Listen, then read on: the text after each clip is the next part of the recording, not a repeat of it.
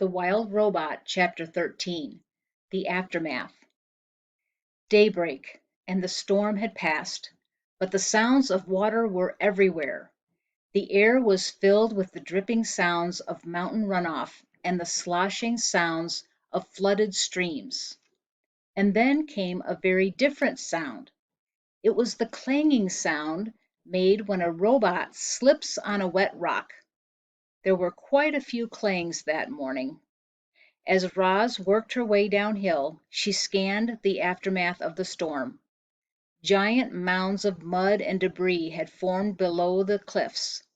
The island's central river had crested its banks and spilled into the nearby fields and forests. Some trees had been uprooted. Others were submerged, their upper branches barely poking above the floodwaters, their lower branches swarming with fish instead of birds.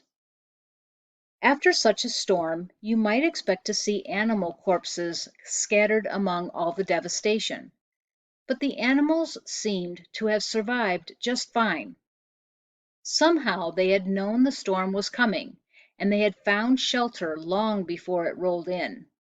Lowland creatures who had sought refuge on higher ground were waiting patiently for the water to recede. Deer were wading through the flooded fields.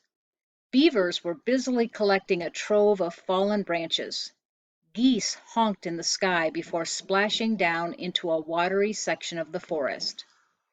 Clearly, the animals were experts at survival. Clearly, the robot was not. Roz was crusted with mud and grit, so she gave herself another good cleaning, but that only revealed her dents and scratches.